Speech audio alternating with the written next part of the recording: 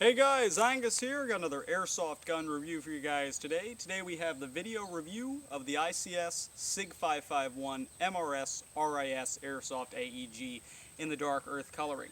If you're interested in purchasing this product after you watch this review, there'll be a link down below in the description to airsoftstation.com where you can buy the gun for about $310. With that being said, let's get into this review.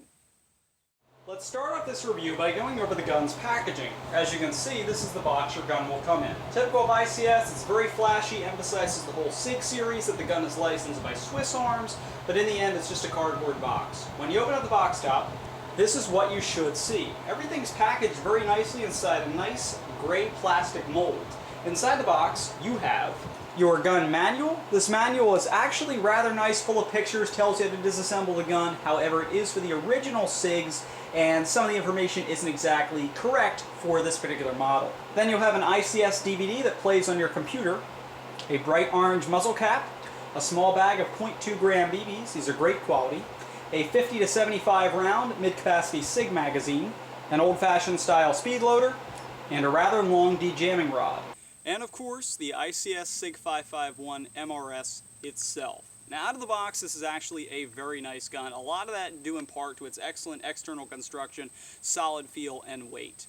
The reason the gun feels so solid, has a little bit of heft to it, is because the majority of the weapon is composed of metal. There are only really a couple plastic pieces on here. The cheapest of those, obviously, being that big orange flash hider. If you buy this gun in the US, it is going to come with that on there. That's made of a cheaper plastic. The magazine is also made of a lower quality, cheaper plastic. Definitely a rather light magazine, but probably not the most durable.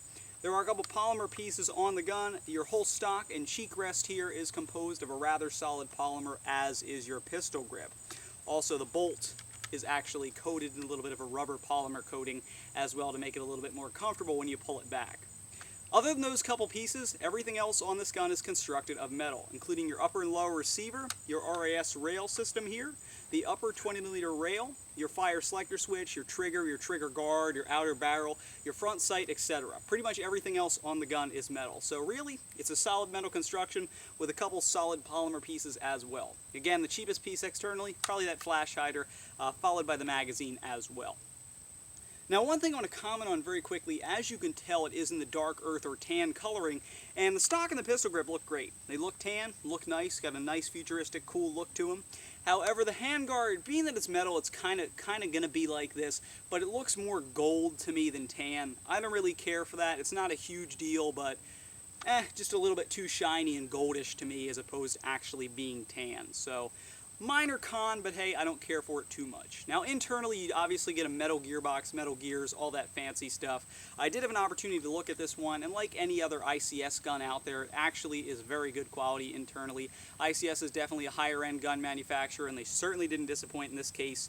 The one thing to complain about internally is the ICS Turbo 3000 motor is always a rather loud and whiny motor, so for those of you who want a quieter gun, you might want to change that out. But otherwise, externals are rather nice, as are the internals. Another nice bit to the gun's external quality would be some rather nice, brightly painted in white trademarks located on both sides of the gun. As shown here, you see the left side of the weapon is decorated rather nicely, SIG Arms, SIG 551, SWAT, made in Switzerland, etc., whereas the other side of the gun features some markings about how this is restricted for government use only. Now, as far as accessing the battery compartment on this particular SIG 551, it's a little bit complex. This is one of those areas that the manual kind of confuses you because it tells you to pop out the body pin here. That's actually incorrect. That's for the regular 551. This is a different model, therefore it's a different method of accessing the battery compartment. Now, in order to access the battery compartment, which the battery is stored inside your handguard, as is typical of the 551 models, what you want to do is locate these two unusual looking screws that can be adjusted via a flathead screwdriver. And what you want to do is turn them slightly. They only turn slightly so they open and close to release the top portion of the handguard. The one on the right here turns clockwise, as the other one on the left turns counterclockwise. And once you flatten both them out, the top of the handguard should rise up like so. And as you can see, your battery might fall out depending if you have it in there. The gun does take stick-type batteries, and the battery compartment's actually fairly spacious to fit these in there.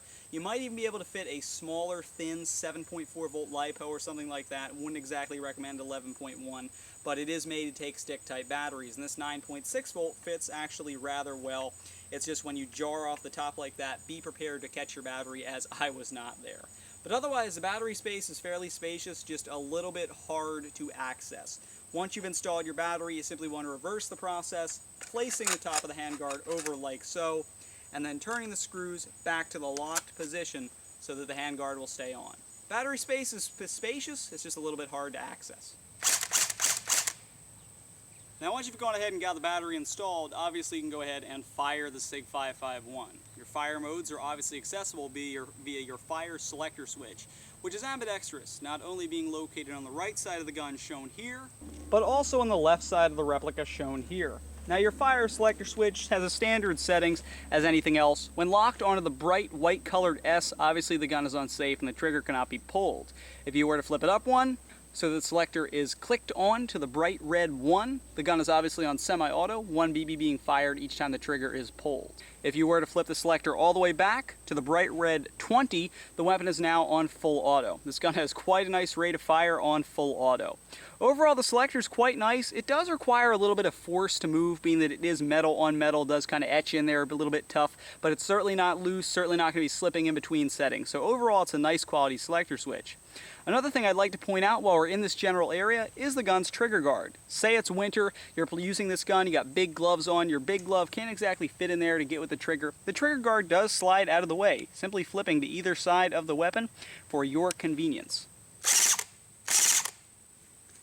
Now moving on to the included magazine with the SIG 551, in order to eject that magazine you want to push in on the rather large magazine release located just in front of the trigger guard. When you do that, the magazine will simply pop out. Now the included magazine, despite what many websites say, including Airsoft Station, is actually a mid-capacity magazine, maybe even a low cap if you want to consider it that, not a 470 round high cap mag. This mag holds about 50 to 75 rounds, so kind of a lower capacity, especially if you're expecting that big 500 round high cap. Being a mid cap, there is no gear at the bottom to wind. All you do to load this magazine is simply take your speed loader, which is included with the gun, and load up the magazine via the top. The magazine feeds perfectly. It really feeds down to the very last BB. It has a large extender, so it pushes all the BBs into your gun so you get the maximum out of your magazine. And it does have the traditional SIG features, such as the hooks on the sides. So if you had other SIG magazines, you can go ahead and attach them together. So you don't even need a vest. You can just have a row of magazines beneath your gun. The main issue I had with this magazine was actually getting it to lock inside the mag well. Essentially, you really got to put it in there until you hear it click. Otherwise, it just wants to drop out like so.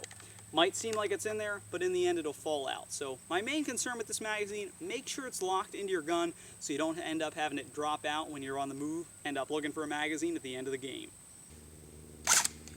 Now, one characteristic feature of the SIG 551 is that typical SIG folding stock. And this place looks rather nice because it does have a removable cheek rest attached to it. This cheek rest is actually rather nice. You can go ahead, put your cheek on there, and if you were to have a scope on this replica, you could look down, get a little bit of a raised look down the scope. It is removable if you don't like it on there. Personally, I've always liked the look of the SIGs with those cheek rests on there, so that's rather nice. But down to the real part of the stock itself, it does fold over for those CQB or tight situations, maybe if you just want to store the gun. And in order to fold the stock, you want to give a push to that large button located on the left side of it. When you push in that button, the stock will begin to fold over like so, and you can slam it into place right on the right side of the gun. It locks into place very, very tightly. Unlike the Masada stock, which you reviewed last time, it's not going to come undone. Once this stock is locked into place, you've got a nice compact weapon to shoot around corners with, and it's not loose, it's not jiggly. It hooks right onto a metal piece on there, and the only way to get it undone is to really pull with some force and snap it back into position. So overall, the folding stock of this weapon is rather nice, certainly practical, and it really locks on there tightly. Moving a little bit backward to what I was just talking about regarding how the cheek rest will allow you to look down a scope rather well. What's nice about this SIG variant is that unlike a lot of the normal SIGs that you have to buy the scope mount for, you don't have to worry about it with this one because basically you already have that big long top rail built in, so you can really go ahead, put any optic you want up here. You got plenty of space. If you want to just put, say, a regular red dot, maybe an EOTech with a magnifier, you can fit all that different type of stuff up here because you have such a long rail. Obviously, the rails continue down here on the actual RIS covered handguard. That's what kind of makes this SIG a little bit different, is the fact that it has the full RIS up here. You do get two side rails, one located on the right here, as well as another on the left. These are practical, say, if you wanted to perhaps maybe try and run an outer battery on a PEC box. If you want to do some modification there, those would be practical for that. Otherwise, a laser or flashlight would fit there rather well. You also get that ever-present, everybody always wants at the bottom rail there. You get that nice bottom rail to go ahead and mount, say, a grenade launcher. Maybe a foregrip would be practical on this gun. Really depends what you want to use the weapon for. But the point is, you have all these rails on here, so you can truthfully customize a SIG, give it your own personal look. And I love customization on guns, which this 5.5.1 certainly allows for that. When it comes to iron sights on the gun, it's almost as if ICS is saying, just buy an optic, because they don't even give you a rear sight. You get this front sight, which is shown here. Obviously, I call it the target sight, because basically it's just a circle with a small sight post inside of it. There are two different choices you can go for the post. Initially, you do have the small post in there. However, you can flip up that piece like so that you have a larger sight post in there. This one's a little bit more decorated. You got a nice brightly white painted dot on there. Looks rather nice. And overall, the front sight is decent, but really without a rear sight for it to go in with, it's kind of pointless. It does work, but even I would 100% recommend you go ahead, just make use of that big old top rail shown there, buy an optic for the gun. One last feature I want to talk about before we hop into the final conclusion here would be your gun's bolt. When pulled back, it locks into place because the gun's bolt catch activates. And when it's locked back, you can obviously access your hop-up unit, which is what the purpose of pulling the charging handle back serves. Now, the hop-up gear is rather large. It is the gear type, and it's actually a very powerful hop-up unit. I found that this gun was very accurate with any BB I put in here. .2 is definitely a little bit too light. .25s are higher, what you're really going to go with. I even put .28s in this thing, and when I gave the gear a full spin, they zipped right up in the air. So it certainly is a powerful hop-up unit, and overall it's rather nice. Once you've finished accessing your hop-up, you can go ahead and release the bolt catch by pushing in on the piece located just on the left side of the upper receiver. When you push that in, the bolt slaps forward with a nice clap. Alright, so with that being said, let's go ahead and hop into the final conclusion of the ICS SIG 5.5.1 MRS Airsoft AEG.